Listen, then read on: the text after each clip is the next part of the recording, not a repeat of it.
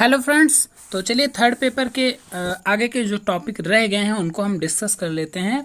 आपके 4 टॉपिक हैं ना, तो चलिए पूरी कोशिश करेंगे कि इसी वीडियो में समाप्त हो जाएं, ताकि आगे की वीडियो में आपको सेकंड पेपर का जो रह गया है ना, लास्ट में केंद्रीय प्रवृत्ति की माप और 4th पेपर जल्दी से आपको हम करा दें। तो चैनल पर नए हैं तो सब्सक्राइब कर लीजिए, बेल आइकन को प्रेस कर दीजिए ताकि कोई भी नोटिफिकेशन आपको सबसे पहले मिल सके। और पीडीएफ टेलीग्राम पर आपको मिल जाएगी, उसका लिंक डिस्क्रिप्शन बॉक्स में दिया गया है, ज्वाइन कर सकते हैं। और इसके अलावा देखिए प्लेलिस्ट बनी हुई है डिस्क्रिप्शन बॉक्स में, प्लेलिस्ट की भी लिंक है, ठीक है। तो उस पर क्लिक करिए तो सारे वीडियो एक बार चेक कर लीजिए जिसको आपने नहीं देखा है, ठीक है। तो चलिए बढ़ेंगे पहले प्रश्न पर। प्रबंधन का अर्थ पूर्वानुमान लगाने, योजना बनाने, संगठन करने, निर्देशन करने, समन्वय करने तथा अन्य कार्यों का नियंत्रण करने से है। तो प्रबंधन की ये सब चीज़ें दिखाई गई हैं, बताई गई हैं। तो यह परिभाषा किसने दी है? हेनरी फ्योल ने दी है, ठीक है। ऑप्शन नंबर ए बनेगा करेक्ट। चलिए अगले क्वेश्चन पर बढ़ते हैं। दूसरा नंबर है, किसने कहा है, शुरुआत में परिभाषाएं हैं सारी, किसने कहा है प्रबंधन औपचारिक रूप से संगठित दलों में व्यक्तियों के द्वारा व उसके साथ मिलकर कार्य करने की कला है? तो ये किसने कहा है? हैरोल्ड क्रूटज ने कहा है। नेक्स्ट है, प्रबंधन एक बहुउद्देशीय संस्था है जिसके अंतर्गत कारोबार का प्रबंधन, प्रबंधकों का प्रबंधन तथा कार्यकर्ताओं के कार्य का प्रबंधन होता है। तो यह परिभाषा दी गई है पीटर ड्रकर के द्वारा।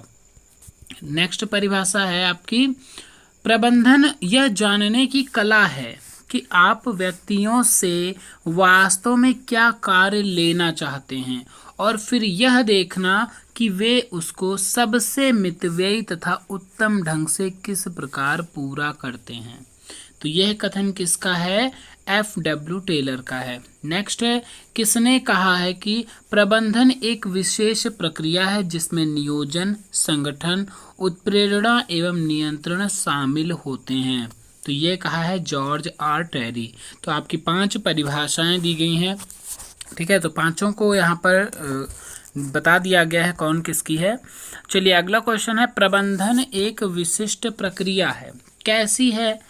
नियोजन एवं संगठन की प्रक्रिया है या फिर व्यक्ति नियुक्तिकरण की, निर्देशन एवं व्यक्तियों के प्रयासों की? तो अभी आपने ऊपर जितनी भी परिभाषाएं पढ़ी देखी उनमें सब ये वर्ड कहीं ना कहीं आ रहे थे, तो सभी विकल्प यहाँ पर बनेंगे सही। अगला प्रश्न है, प्रबंधन एक साथ समन्वित करता है, किसको जो है एक साथ समन्वित करता है प्रबंधन? समस्त कार्यकर्ताओं को या फिर आर्थिक परिस्थितियों को या फिर कार्य विधियों तथा बाजार को या उपरोक्त सभी को? तो जो प्रबंधन है ये एक साथ समन्वित कर देता है, सारे जो कार्यकर्ता हैं उनको भी करता है, जो आर्थिक परिस्थितियां होती हैं और कार्य विधियों का जो मार्केट होता है, इन सब को जो है मैनेजमेंट एक समन्वित रूप में दिखाता है। अगला तो क्वेश्चन यहाँ पर डी इसका सही होगा। अगला है, प्रबंधन का अर्थ क्या है? तो प्रबंधन का अर्थ है संगठन बनाना, संगठन चलाना, संगठन में व्यक्तियों से कार्य कराना। तो ये तीनों यहाँ पर सही हैं इसके अर्थ के रूप में। नेक्स्ट क्वेश्चन है 9 नंबर, व्यक्तियों से व्यवस्थित विधि से कार्य कराने की कला को कहा जाता है। व्यवस्थित विधि से कार्य कराने की कला को भाई क्या कहते हैं? प्रबंधन ही तो कहते हैं। नेक्स्ट है, प्रबंधकों के स्तर होते हैं, जो प्रबंधक होते हैं उनके स्तर होते हैं, कौन कौन से? शीर्ष स्तर प्रबंधन में, मध्य स्तर या निम्न स्तर? तो तीनों सही हैं उपरोक्त सभी। मतलब जो प्रबंधन के 3 स्तर हैं, एक शीर्ष स्तर होता है और एक मध्य स्तर होता है और एक निम्न स्तर होता है, ठीक है। अब इसमें मतलब व्यक्तियों का जो समूह मतलब उसमें संगठित होते हैं ना, तो शीर्ष स्तर और बीच में मध्य स्तर आते हैं और निम्न में निम्न लोग आते हैं। नेक्स्ट है 11 नंबर, शीर्ष स्तर प्रबंधन में सम्मिलित होते हैं। तो जो शीर्ष स्तर का प्रबंधन होता है उनमें कौन सम्मिलित होता है? निर्देशक मंडल, प्रबंधन निदेशक, जनरल मैनेजर। तो ये सभी यहाँ पर शीर्ष प्रबंधन में होते हैं, ठीक है, क्योंकि हाई लेवल के लोग होते हैं ना। फिर है 12 नंबर, संगठन की सभी नीतियाँ एवं लक्ष्य निर्धारित होते हैं। तो संगठन की जो सभी नीतियां और लक्ष्य कैसे निर्धारित होते हैं, शीर्ष स्तर से प्रबंधन में या मध्य स्तर प्रबंधन में या निम्न स्तर प्रबंधन में, उपरोक्त में से सभी। तो यहाँ पर जो शीर्ष स्तर प्रबंधन सही आंसर होगा। अगला है 30 नंबर, शीर्ष स्तर पर प्रबंधन अपना अधिकांश समय व्यतीत करता है। तो जो मैनेजमेंट होता है, प्रबंधक, शीर्ष स्तर पर जो प्रबंधक होता है, ठीक है, प्रबंधन नहीं है, प्रबंधक है, तो जो प्रबंधक होता है वो अपना सबसे ज़्यादा समय किस चीज़ में व्यतीत करता है, योजनाओं को बनाने में, प्रकारों के समन्वय में, योजना बनाने एवं प्रकारों के समन्वय में। तो यहाँ पे दोनों ऑप्शन इसमें आ जाते हैं, ये दोनों सही होंगे, मतलब ऑप्शन नंबर सी बनेगा करेक्ट। अगला क्वेश्चन है मध्य। देखिए ऐसे जो क्वेश्चन बनाए गए ऐसे क्वेश्चन आपके नहीं आएंगे, मतलब क्वेश्चन है इंपॉर्टेंट, लेकिन ये तरीका देखिए, यहाँ पर या तो ए बी दोनों करके देता तब सही होता, ठीक है। ऐसे ऑप्शन आपको नहीं मिलेंगे कि दो अलग अलग मिल जाएं और फिर एक ही में करके दे दिया जाए, या तो ए तथा सी, ए तथा बी के नाम से ऑप्शन बनाया जाता तब उसको सही करते। फिलहाल यहाँ पर हम इसी को टिक करेंगे क्योंकि इसमें दोनों समन्वित हैं। 14 नंबर है मध्य स्तर प्रबंधन के सभी निर्णयों। तो यहाँ मध्य स्तर के जो प्रबंधन के हैं सभी निर्णयों को किस स्तर पर स्वीकार या अस्वीकार किया जाता है। तो जो मध्य स्तर का प्रबंधन है उसमें सभी निर्णय को किस स्तर पर स्वीकार या अस्वीकार किया जाता है, जो शीर्ष स्तर होता है उसमें स्वीकार या अस्वीकार किया जाता है निर्णयों को, ठीक है, मध्य स्तर के प्रबंधन के जो निर्णय होते हैं। 15 नंबर प्रश्न है शीर्ष स्तर प्रबंधन द्वारा दिए जाते हैं, क्या दिए जाते हैं, आज्ञाएं, निर्देश, मार्गदर्शन। तो ये सभी कौन देता है भाई, शीर्ष स्तर के प्रबंधक देते हैं, प्रबंधन देते हैं, तो मतलब सभी विकल्प बनेगा सही। अगला प्रश्न है 16 नंबर, शीर्ष स्तर के प्रबंधकों के कार्य होते हैं। तो जो शीर्ष स्तर के प्रबंधकों के कार्य होते हैं वो क्या होते हैं ना, तो संगठन के उद्देश्यों को निर्धारित करना, नीति और योजना निश्चित करना, या विभागों का बजट तैयार करना, या उपर्युक्त सभी। तो यहाँ पर जो शीर्ष स्तर के प्रबंधक हैं वो तीनों कार्य करते हैं, सभी विकल्प सही होंगे। देखिए थर्ड पेपर का जो लास्ट है, मतलब लास्ट टॉपिक चल रहे हैं, 2-3 टॉपिक बचे हैं, मैं कोशिश करूंगा इसी में फिनिश हो जाएं। और इसके बाद देखिए क्योंकि थर्ड पेपर पूरी तरीके से हम डिस्कस कर चुके होंगे इस वीडियो के बाद, फिर और जो फर्स्ट पेपर में लास्ट के 2-3 टॉपिक बचे थे, है ना, तो उसको हम क्या करेंगे लास्ट में, क्योंकि आपका जो फर्स्ट पेपर लास्ट में कर दिया गया है 16 को, है ना, उसमें आपको 3 दिन का टाइम मिल रहा है मेरे हिसाब से ना, तो उसमें हम इसको जो छूटा गया है कवर कर लेंगे, उसकी प्रैक्टिस भी कर लेंगे। तो फिलहाल फर्स्ट पेपर अब मैं नहीं कराऊंगा इधर, ठीक है, प्रैक्टिस करते रहिए और थर्ड पेपर फिनिश हो जाएगा, है ना। तो फर्स्ट और थर्ड पेपर कंप्लीटली जो कि जिससे मतलब आपके एग्ज़ाम तक अभी तक हम नहीं कराएंगे, बचेगा सेकंड पेपर जो लास्ट टॉपिक है ना, लास्ट यूनिट जो बची है उसको कराना है, और फोर्थ पेपर, इन दोनों को अब हम साथ साथ लेकर जल्दी से चलेंगे ताकि आपका कोशिश रहेगी सेकंड पेपर पहले हो जाए, क्योंकि सबसे पहले आपका सेकंड पेपर ही है, फिर जो टाइम बचेगा उसमें हम फोर्थ पेपर को डिस्कस कर लेंगे। फिलहाल चलिए हम बढ़ेंगे आगे। 15 नंबर है, हाँ कौन से क्वेश्चन पर थे यहाँ पर, 16 नंबर हो चुका है। 17 नंबर है मध्य स्तर के प्रबंधकों की नियुक्ति की जाती है। तो जो मध्य स्तर के प्रबंधक हैं उनकी नियुक्ति की जाती है शीर्ष स्तर के प्रबंधकों द्वारा, या स्वयं मध्य के स्तर के प्रबंधकों द्वारा, या निम्न स्तर के, या फिर किसी के द्वारा नहीं। तो भाई जो मध्य स्तर में आएंगे उनको कौन नियुक्त करेगा, जो शीर्ष स्तर के लोग होंगे वही तो नियुक्त करेंगे ना। नेक्स्ट है 18 नंबर क्वेश्चन, बाह्य जनता से संबंध रखना और विकसित करना किस स्तर के प्रबंधन का कार्य होता है। जो बाह्य जनता से संबंध रखना और विकसित करना है ना, तो 21 स्तर का जो है प्रबंधन कार्य में आता है, ये आता है शीर्ष स्तर के प्रबंधन के कार्य में, ठीक है। चलिए अगला क्वेश्चन है 19 नंबर प्रश्न, मध्य स्तर तथा निम्न स्तर के प्रबंधकों की रिपोर्ट के आधार पर विभागों की क्रियाओं का नियंत्रण किया जाता है। तो मध्य स्तर और निम्न स्तर के जो प्रबंधकों की रिपोर्ट के आधार पर कौन से विभागों का क्रियाओं पर नियंत्रण किया जाता है? तो किस पर भाई किया जाता है? शीर्ष स्तर के द्वारा किया जाता है। जो मध्य और निम्न स्तर का प्रबंधक होते हैं उनकी रिपोर्ट है ना, उनके कार्य, इनके विभागों की क्रियाओं पर नियंत्रण कौन करेगा? जो शीर्ष होगा वही तो करेगा। ये तो कॉमन सी बात है ना। 20 नंबर क्वेश्चन है, मध्य स्तर के प्रबंधन में शामिल होते हैं। तो मध्य स्तर में कौन कौन शामिल होता है? प्रकार्यात्मक विभागों के अध्यक्ष, क्षेत्रीय मैनेजर, प्लांट मैनेजर, ये सभी आते हैं मध्य स्तर के प्रबंधन में। नेक्स्ट है, मध्य स्तर के प्रबंधक अपने कार्यों के लिए किसके प्रति उत्तरदायी होते हैं? तो ये शीर्ष स्तर के प्रति ही तो उत्तरदायी रहेंगे। अगला क्वेश्चन है, मध्य स्तर प्रबंधकों के कार्य हैं। तो इनके कार्य कौन से हैं यहाँ पर बताना है। शीर्ष स्तर के प्रबंधकों की नीतियों तथा निर्देशकों को कार्यान्वित करना। भाई जो ऊपर से ऑर्डर आएगा उच्च स्तर से, वो कौन लागू करेगा? उनको कार्यान्वित कौन करेगा? मिडिल वर्ग के लोग करेंगे ना। तो मध्य स्तर का प्रबंधन करेगा तो ये वर्ग तो हो ही जाएगा। नेक्स्ट है, निम्न स्तर के प्रबंधकों की नियुक्ति और उन्हें प्रशिक्षण देना। तो ये भाई करेगा।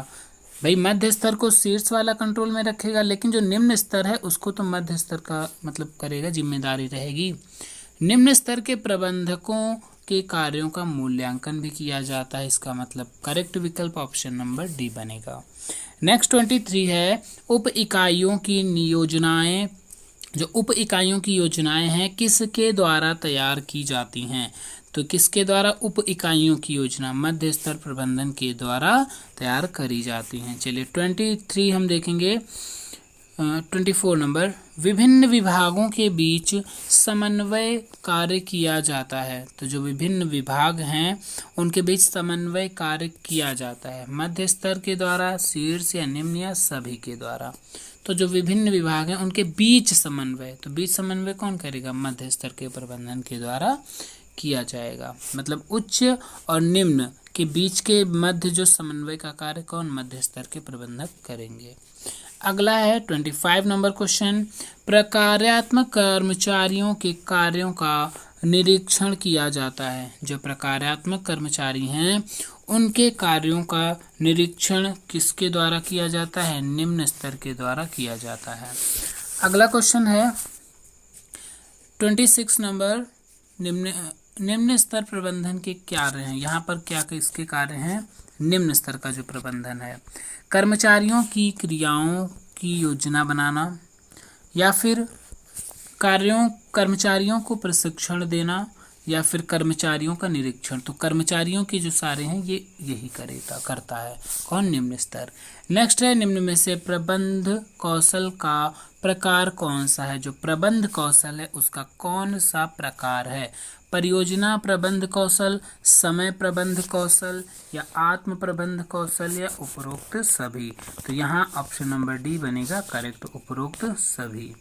अगला क्वेश्चन है, शिक्षा में प्रबंध व प्रशासन निम्न प्रकार का होता है। तो शिक्षा में जो प्रबंध और प्रशासन होता है वो कितने? 2 प्रकार का होता है। ठीक है, यहाँ पे जो शिक्षा में प्रबंध और प्रशासन है ना, तो ये फिलहाल 3, अभी तक तो 3 हम लोग पढ़ रहे हैं ना, 3 ही होना चाहिए।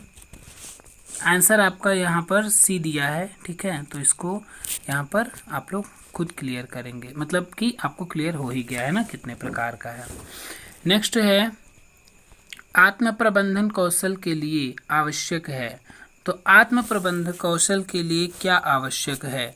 निर्णय लेने की क्षमता होना, या लक्ष्यों को पूरा करने की क्षमता होना, या आत्म मूल्यांकन की प्रवीणता का होना। तो करेक्ट विकल्प ऑप्शन नंबर बनेगा डी। ठीक है, नेक्स्ट है 30 नंबर, प्रबंधन शैली कितने प्रकार की होती है? तो जो प्रबंधन शैली होती है वो 4 प्रकार की होती है। ठीक है, अब देखिए कौन प्रबंधन शैली का प्रकार है। ठीक है, तो यहाँ पर कौन प्रबंधन शैली का प्रकार है? निरंकुश, पैतृक शैली, लोकतंत्रात्मक एवं हस्तक्षेप। तो फिलहाल यहाँ पे जो 4 प्रकार ऊपर बताए गए हैं ये चारों यहाँ पर दिए गए हैं। निरंकुश है, पैतृक है, लोकतांत्रिक, अहस्तक्षेप शैली, ये सभी। तो करेक्ट विकल्प बनेगा सभी, क्योंकि चारों यहाँ पर पैतृक शैली प्रबंधन शैली में आते हैं। ठीक है, नेक्स्ट है 32, किस प्रबंध शैली में वरिष्ठ अधीनस्थों की राय का स्वागत किया जाता है? तो कौन सी प्रबंध शैली जो होती है इसमें वरिष्ठ जो अधीनस्थ हैं उनकी राय का स्वागत किया जाता है? तो जो लोकतांत्रिक शैली है उसमें स्वागत किया जाता है वरिष्ठ अधीनस्थों का। फिर है 33 नंबर, किस प्रबंधन शैली में कर्मचारी अपने दम पर निर्णय लेते हैं और काम करते हैं? तो कौन सा है? अहस्तक्षेप। उनका मतलब कोई हस्तक्षेप ना करे, है ना, कोई भी उनके काम में अड़ंगा ना लगाए, तो वो है अहस्तक्षेप शैली। तो इसमें कर्मचारी अपने दम पर निर्णय लेते हैं और खुद काम करते हैं। 34 है, किस प्रबंधन शैली में वरिष्ठ अधिकारी अपने अधीनस्थों से विचार या सुझाव नहीं लेते हैं? तो कौन सी प्रबंधन शैली यहाँ पर बनेगी? तो ये जो निरंकुश शैली है ना, तो क्योंकि क्या कह रहा है, वरिष्ठ जो अधिकारी हैं अपने अधीनस्थों से विचार या सुझाव लेते ही नहीं है, वो पूरा का पूरा काम अपने ऊपर डिपेंड रखते हैं, है ना। तो जो केंद्र होता है तो वो कौन होता है? निरंकुश शैली होता है। नेक्स्ट है 35, किस शैली में कर्मचारी प्रबंधकों पर निर्भर नहीं रहते? मतलब जो कर्मचारी हैं वो प्रबंधकों पर निर्भर नहीं रहते। कौन सी शैली की बात हो रही है यहाँ पर, है ना? तो कौन सा है यहाँ पर? अहस्तक्षेप शैली, उसमें वो निर्भर नहीं होते। नेक्स्ट उसमें मतलब खुद अपना निर्णय लेते हैं ना, खुद काम करते हैं। 36 है, किस शैली में कर्मचारी अपने संगठन के प्रति वफादार रहता है? तो संगठन के प्रति वफादार किसमें? पैतृक शैली में रहता है। फिर कथन पूछा गया है, सभी प्रबंधक 5 प्रबंधन कार्य करते हैं, योजना बनाते हैं, संगठन करते हैं, निर्देशन, समन्वय और नियंत्रण का कार्य करते हैं। मतलब सभी प्रबंधक 5 कार्य करते हैं। यह किसका कथन है और 5 कार्य बताए गए हैं? तो हेनरी फ्योल के कथन है। तो हेनरी फ्योल इम्पॉर्टेंट है, इनके कथनों को एक बार अच्छे से पढ़ जरूर लीजिएगा। 38 है, प्रबंधन प्रक्रिया में कितने स्वतंत्र परिवर्ती सन्निहित होते हैं? तो स्वतंत्र परिवर्ती 6 सन्निहित होते हैं। नेक्स्ट 39, प्रबंधन प्रक्रिया में सन्निहित स्वतंत्र परिवर्ती है। तो जो प्रबंधन प्रक्रिया है उसमें सन्निहित मतलब उसमें शामिल, निहित हो, सन्निहित स्वतंत्र परिवर्ती क्या है ना? तो क्या है? पुरुष और स्त्री होते हैं, सामग्री मशीनें भी होती हैं और विधियां धन एवं बाजार भी होते हैं। तो ये सब सन्निहित होते हैं प्रबंधन की प्रक्रिया में। उपरोक्त सभी यहाँ पर करेक्ट बनेगा। नेक्स्ट है 40 नंबर, प्रबंधन निरंतर और कभी समाप्त ना होने वाली प्रक्रिया है। मतलब प्रबंधन निरंतर चलने वाली या फिर कह सकते हैं कभी समाप्त ना होने वाली प्रक्रिया है। यह कथन क्या है? सत्य है, असत्य है, अपवादित दशाओं में सत्य है या कोई नहीं? तो यहाँ पर ये पूरी तरीके से सत्य है। प्रबंधन जो है ये कभी समाप्त, भाई मैनेजमेंट कभी समाप्त नहीं हो सकता ना, ये चलता रहेगा, है ना, हमेशा और हमेशा जो है चलता रहेगा।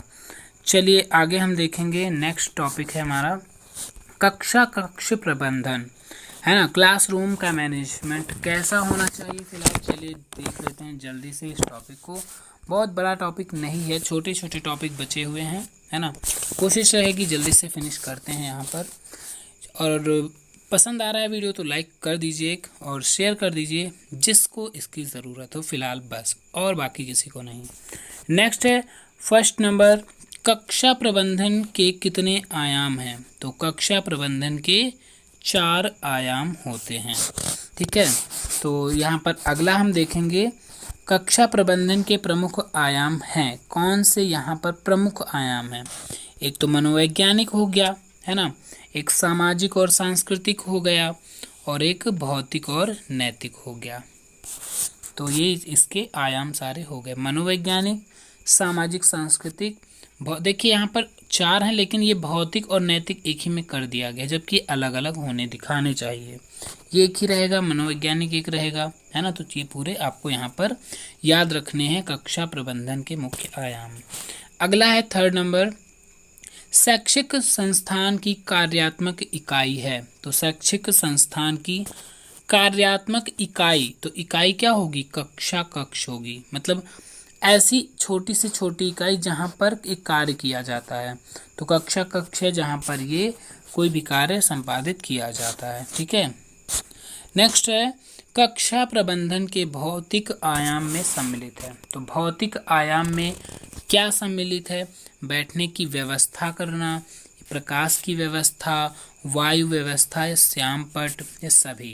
तो ये सभी होती हैं भौतिक आयाम कक्षा के प्रबंधन में।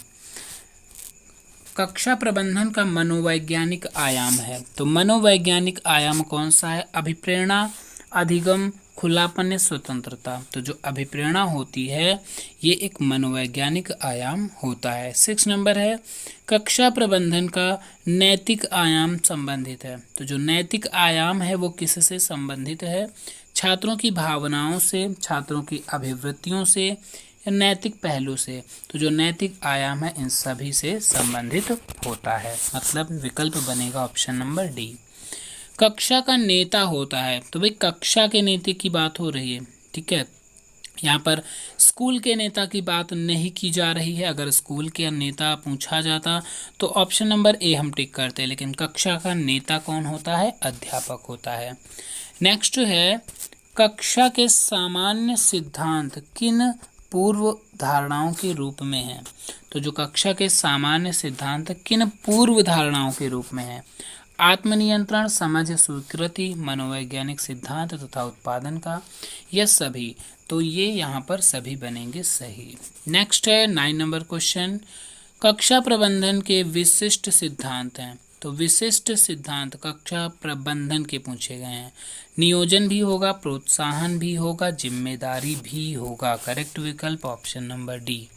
नेक्स्ट है 10 नंबर, कक्षा प्रबंधन के विशिष्ट सिद्धांत किन पूर्व धारणाओं के रूप में हैं? तो किन पूर्व धारणाओं के? न्यूनतम बाधा, स्पष्ट नियम, पुरस्कार, इन सभी धारणाओं के रूप में होते हैं विशिष्ट सिद्धांत। अगला क्वेश्चन है कक्षा प्रबंधन में बाधा और विलंब होना चाहिए। तो जो कक्षा प्रबंधन है उसमें बाधा और विलंब होना चाहिए। न्यूनतम होना चाहिए या अधिकतम, या समन्वित रूप में, या एक विशिष्ट सीमा तक। तो भाई जो कक्षा प्रबंधन बाधा और विलंब तो जितना ही कम हो उतना ही ज़्यादा अच्छा है। तो ऑप्शन नंबर ए मतलब न्यूनतम होने चाहिए।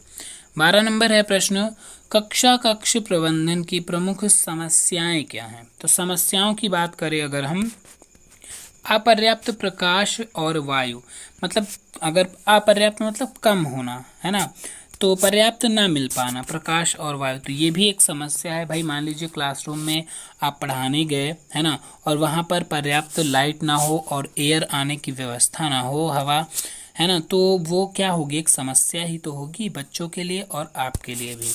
अत्यधिक भीड़ भी एक समस्या का रूप होता है। नित्यचर्या का अभाव, एक नित्यचर्या जो होती है अगर उसका अभाव है तो वो भी एक समस्या के रूप में उभर कर आएगी आपके सामने क्लासरूम में। तो यहाँ पर बनेगा ऑप्शन नंबर डी। ये सभी क्या हैं? कक्ष प्रबंधन की समस्याएं होती हैं। 13 नंबर प्रश्न है, कक्षा में अनुपस्थिति की समस्या का मुख्य कारण है। तो कक्षा में अनुपस्थिति की समस्या का मुख्य कारण क्या है? जो अनुपस्थिति होती है, अध्यापक की अनुपस्थिति, छात्रों की अनुपस्थिति, संशोधन कार्य की समस्याएं।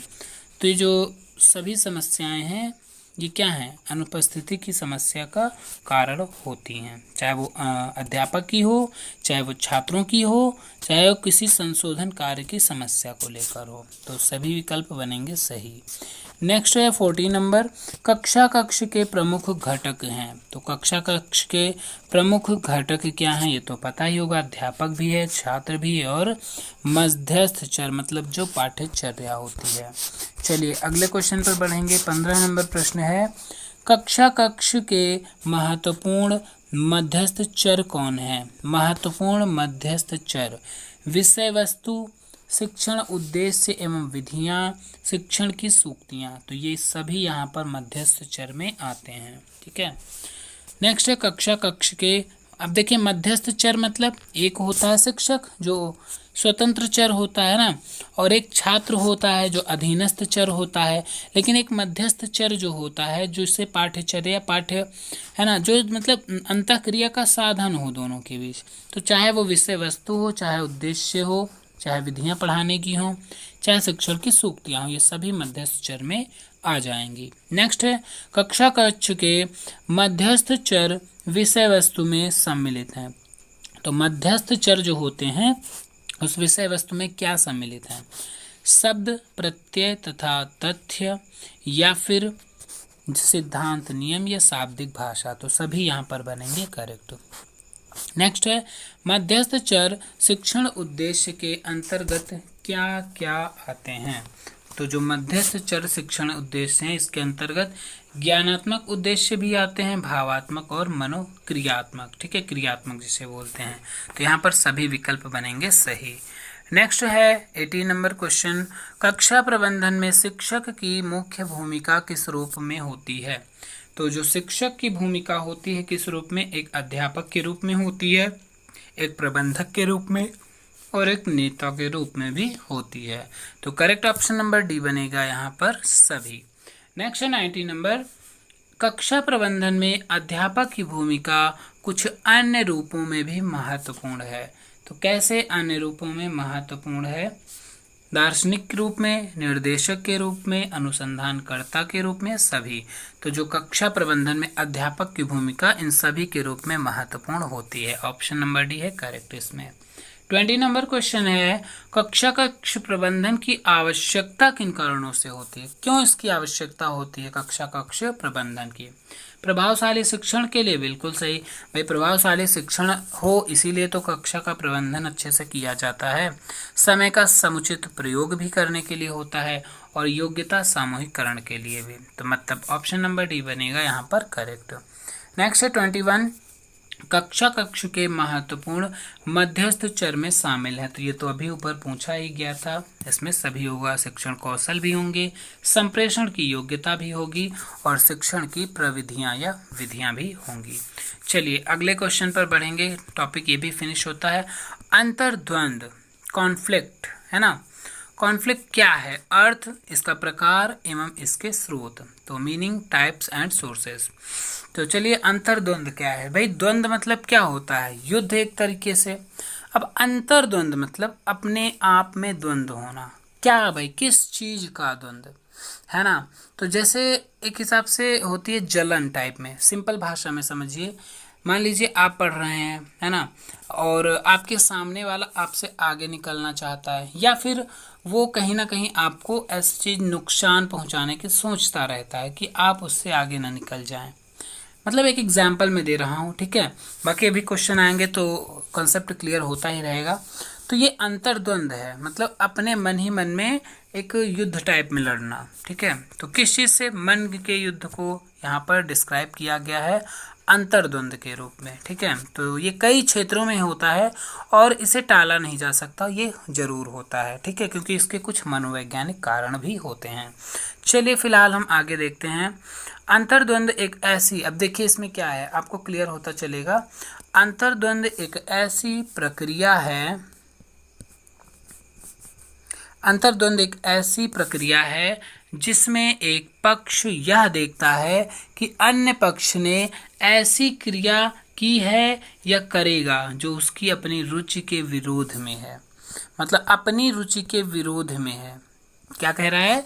एक ये ऐसी प्रक्रिया है जिसमें एक पक्ष यह देखता है कि अन्य पक्ष मतलब सामने वाले पक्ष ने ऐसी क्रिया करी है या करेगा जो अपनी रुचि के विरोध में है। मतलब जो हमारी रुचि है उसके विरोध में, मतलब वो कहीं ना कहीं, जैसे मैं मान लो दो लोग हैं सामने, आप लोग बैठे हैं, ठीक है। एक लोग कुछ कर रहे हैं, उसकी रुचि है, सामने वाला ऐसा कार्य कर दे कि आपकी रुचि के विरोध में हो, वो आपको अच्छा ना लग रहा हो, उसमें आपकी रुचि ही ना हो, तो ये क्या हुआ? अंतर्द्वंद हुआ, ठीक है। तो एक परिभाषा दी गई है, किसके द्वारा दी गई है? किसके द्वारा? ग्रीनबर्ग और वेरोन के द्वारा। फिर अंतर्द्वंद की मुख्य विशेषताएं कौन सी हैं? तो इनको आपको पता होनी चाहिए।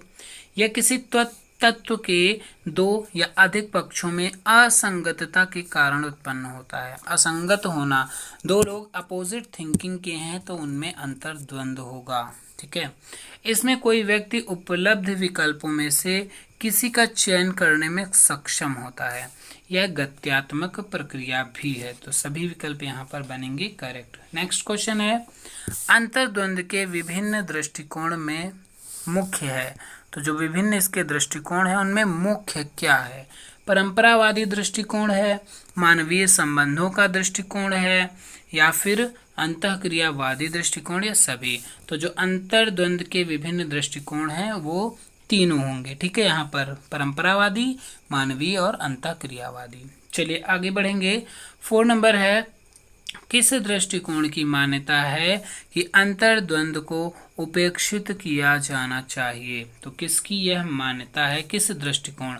क्योंकि जो अंतर्द्वंद के दृष्टिकोण है ना, तीन ऊपर अभी आपने देखे, उनमें किसका जो है कि मान्यता ये है कि अंतर्द्वंद को उपेक्षित किया जाना चाहिए? तो जो परंपरावादी दृष्टिकोण होता है ना, ऑप्शन नंबर ए, उसका ये मानना है कि अंतर्द्वंद को उपेक्षित किया जाना चाहिए। नेक्स्ट है, अंतर्द्वंद के प्रारंभिक दृष्टिकोण में अंतर्द्वंद को पर्याप्त माना जाता था। तो अंतर्द्वंद का जो प्रारंभिक दृष्टिकोण था, ठीक है, उसमें जो है अंतर्द्वंद को पर्याय माना जाता था। तो ये किसमें है? हिंसा, विघटन, अतार्किकता या सभी। तो ये सब सभी में आएंगे। ठीक है, प्रारंभिक दृष्टिकोण से था हिंसा, विघटन और अतार्किकता में अंतर्द्वंद को पर्याय माना जाता था। नेक्स्ट है क्वेश्चन, किस दृष्टिकोण की मान्यता है कि अंतर्द्वंद सभी समूहों तथा संगठनों में प्राकृतिक रूप से उत्पन्न होते हैं? तो अंतर्द्वंद क्या हैं? ये प्राकृतिक रूप से उत्पन्न होते हैं, ऐसा किस दृष्टिकोण की मान्यता में है? तो ये मानवीय संबंधों के दृष्टिकोण की मान्यता में है। अब ये जो जैसे मानवीय दृष्टिकोण, परंपरावादी जो काफ़ी परंपरा से चला रहा है, अंतःक्रिया दृष्टिकोण, इनको एक एक थोड़ा सा डिस्क्रिप्टिव में आप लोग देख लेंगे। ठीक है, अंतर्द्वंद की अपरिहार्य मान्यता है। तो अपरिहार्य मान्यता कौन सी है? मानवीय संबंधों का दृष्टिकोण होता है अपरिहार्य मान्यता। कौन दृष्टिकोण अंतर्द्वंद को प्रोत्साहित करता है? तो कौन सा दृष्टिकोण अंतर्द्वंद को प्रोत्साहन देता है ना, प्रोत्साहित करता है? कौन है वो? अंतःक्रियावादी दृष्टिकोण है, ऑप्शन नंबर सी। अंतर्द्वंद कितने प्रकार के होते हैं? तो अंतर्द्वंद कितने? 3 प्रकार के होते हैं, जैसा कि अभी बताया गया है। मानवीय दृष्टिकोण, परंपरावादी और अंतःक्रिया। ठीक है, नेक्स्ट क्वेश्चन है 10 नंबर, अंतर्द्वंद के मुख्य प्रकार हैं। तो यहाँ पर देखिए तीनों मुख्य प्रकार दिए गए हैं, कार्य अंतर्द्वंद, संबंधात्मक अंतर्द्वंद और प्रक्रियात्मक। वो दृष्टिकोण हमने पढ़े थे ऊपर ना, यहाँ पर प्रकार हैं। ठीक है, कार्य, संबंध और प्रक्रिया, तीनों सभी हैं। 11 नंबर क्वेश्चन है, किस प्रकार के अंतर्द्वंद का संबंध कार्य की सामग्री तथा लक्ष्य से होता है? तो किसका होता है? कार्य अंतर्द्वंद का संबंध जो है कार्य की सामग्री और लक्ष्य से होता है। किस अंतर्द्वंद का केंद्र अंतर्वैयक्तिक? अब देखिए, कार्य अंतर्द्वंद, संबंधात्मक अंतर्द्वंद, प्रक्रियात्मक अंतर्द्वंद। भाई कार्य अंतर्द्वंद मतलब किसी कार्य में द्वंद्व हो जाना, मतलब एक कार्य कर रहा है, दूसरा सामने वाला अपोजिट कार्य कर रहा है, उसकी रुचि ना हो जिसमें। ऐसे संबंध में जब ये बात आती है ना, जो संबंध उसको ना पसंद हो सामने वाले को, और ये यहाँ पर ऐसा रिलेशन हो जाए, तो वहाँ पर संबंध, मतलब इसके वर्ड से आप बस इसका फोकस पॉइंट पकड़ लीजिए बस। नेक्स्ट है, चलिए बढ़ेंगे 12 नंबर पर, किस अंतर्द्वंद का केंद्र अंतर्वैयक्तिक संबंध है? तो अंतर्वैयक्तिक संबंध किसमें होगा? संबंधात्मक में होगा। अगला है 13 नंबर, किस अंतर्द्वंद का संबंध उस विधि से होता है जिसके द्वारा कार्य किया जाता है? तो कौन सा होता है? प्रक्रिया अंतर्द्वंद। एक जो है ना, ये अंतर्द्वंद का संबंध ऐसी विधि से जिसके द्वारा कार्य किया जाए। ठीक है, वो होता है प्रक्रिया अंतर्द्वंद। अंतर्द्वंद के स्वरूप हैं। तो अंतर्द्वंद के स्वरूप क्या क्या हैं? अंतर्द्वंद एक प्रक्रिया है, अंतर्द्वंद अनिवार्य होता है या विपक्ष। तो ये सब इसके स्वरूप होते हैं। इसमें विपक्ष भी होता है, ये एक अनिवार्य भी होता है, और अंतर्द्वंद एक प्रक्रिया होती है। सभी विकल्प बनेंगे सही। नेक्स्ट है, अंतर्द्वंद की गतिशीलता अंतर्निहित होती है। तो जो अंतर्द्वंद की गतिशीलता किसमें अंतर्निहित होती है? प्रलाप, वार्ता, समन्वय या प्रयोग में। तो वार्ता में जो है अंतर्निहित होती है अंतर्द्वंद की गतिशीलता। नेक्स्ट है संघर्ष प्रबंधन के सिद्धांत हैं। तो जो संघर्ष प्रबंधन है उसके क्या सिद्धांत हैं? यहाँ पर प्रक्रिया से पहले सोचने का सिद्धांत, सक्रिय रूप से सुनने का सिद्धांत, या फिर जिम्मेदारी स्वीकार करने का सिद्धांत। तो जो संघर्ष प्रबंधन में ये सभी यहाँ पर आते हैं। करेक्ट विकल्प ऑप्शन नंबर डी बनेगा। चलिए अगला टॉपिक हम देख लेंगे इसी समय, है ना। लास्ट टॉपिक है संस्था प्रधान की अंतर्द्वंद प्रबंधन में भूमिका। नेक्स्ट है प्रधानाध्यापक के गुण होने चाहिए। इस टॉपिक में मैंने देखा, देखिए यहाँ पर क्या संस्था प्रधान, तो संस्था प्रधान पहले समझ लीजिए ध्यान से। संस्था प्रधान कौन होगा? अगर विद्यालय की बात करें उसका प्रधान कौन होगा? प्रधानाचार्य होगा, है ना। तो संस्था प्रधान की अंतर्द्वंद प्रबंधन में भूमिका, वो चीज़ है यहाँ पर। तो मोस्टली क्वेश्चन यहाँ प्रधानाचार्य को लेकर ही बनेंगे, ठीक है। तो प्रधानाध्यापक के गुण होने चाहिए। क्या गुण होने चाहिए? स्वस्थ हो, उच्च चरित्र हो, कार्यशील हो, सभी। तो यहाँ पर सभी होगा। ऐसे क्वेश्चन आप पढ़ चुके हैं। प्रधानाध्यापक का कर्तव्य नहीं है, तो कौन सा इसका कर्तव्य नहीं है वो बताना है ना। एक नियोजन, शिक्षण कार्य, मनोरंजन करना या मूल्यांकन करना। तो मनोरंजन करना इसका कार्य नहीं होता है, बाकी तीनों इसके कार्य होते हैं। प्रत्येक शैक्षिक संस्था के प्रधान का प्रमुख दायित्व कौन सा है? जो शैक्षिक संस्था का प्रधान होता है उसका दायित्व कौन सा होता है? मनोरंजन करना, अनुपस्थित रहना, या फिर अस्वस्थ रहना, या नियोजन करना। तो यहाँ पर देखिए प्रधान का मुख्य दायित्व, एक ही ऑप्शन करेक्ट बनेगा, नियोजन करना, बाकी सारे गलत हैं। नेक्स्ट है 4 नंबर, किसे अपने कर्तव्यों तथा दायित्वों को वर्ष भर के लिए नियोजित करना अनिवार्य होता है? तो किसे होता है भाई? प्रधानाचार्य को होता है। नेक्स्ट है गर्मियों की छुट्टियों के बाद विद्यालय खुलने की तिथि की घोषणा भी प्रधानाध्यापक ही करता है, प्रधानाचार्य करता है। नेक्स्ट है प्रधानाचार्य के कौन से प्रशासकीय गुण हैं? तो कौन से? एक कुशल प्रशासक है, कुशल संगठन करता है, दोनों। तो यहाँ पर दोनों करेक्ट बनेंगे, सी नंबर सही है। नेक्स्ट है एक प्रधानाचार्य के अंदर निम्न में कौन से गुण होने चाहिए?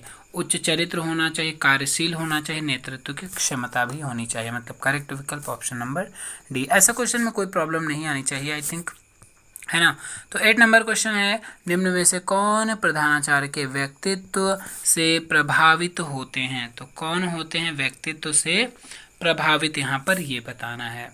अध्यापक और अन्य कर्मचारी होते हैं, विद्यार्थी भी होते हैं, और माता पिता भी उसके व्यक्तित्व से प्रभावित होते हैं, मतलब सब लोग होते हैं। तो इसका मतलब करेक्ट विकल्प ऑप्शन नंबर डी है।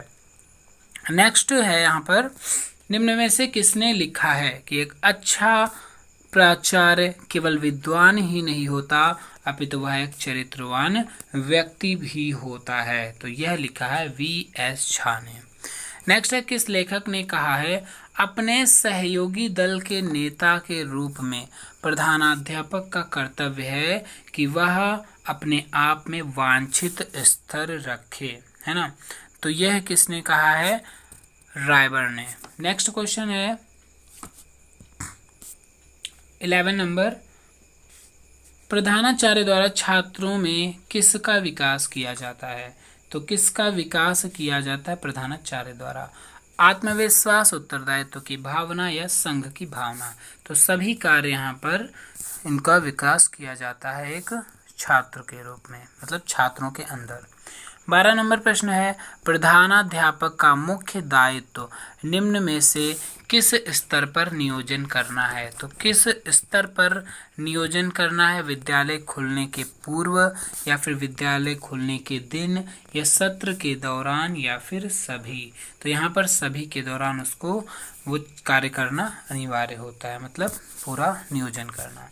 नेक्स्ट 13 नंबर क्वेश्चन है निम्न में से किसने प्रधानाध्यापक के उत्तम व्यक्तित्व, चरित्र की शुद्धता एवं दृढ़ता तथा नेतृत्व शक्ति पर अधिक बल दिया है?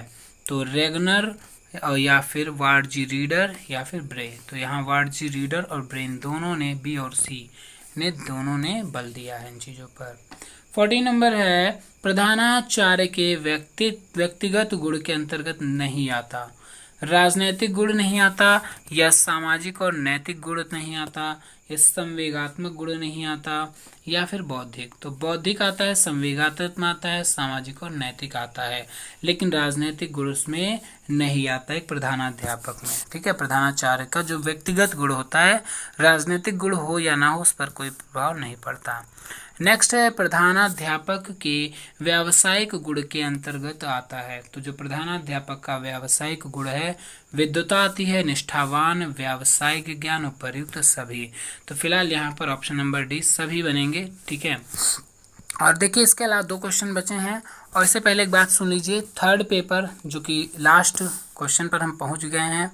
अब इसका जो है 100 क्वेश्चन, ठीक है, पेपर के एक दिन पहले, ठीक है, तो पेपर के एक दिन पहले मैं लाऊंगा, कोशिश करूंगा पूरी की 100 क्वेश्चन में करवा दूं।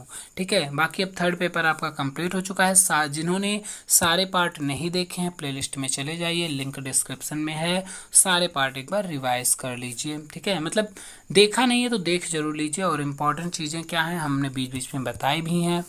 जैसे ये टॉपिक है, इसमें कोई मतलब दिमाग लगाने की बात नहीं है, एक बार ये टॉपिक पढ़ा जा सकता है और आराम से इसके क्वेश्चन तो आप कर ही लेंगे, है ना। तो और फिलहाल चलिए थर्ड पेपर को हम फिनिश करेंगे अगले क्वेश्चन के साथ।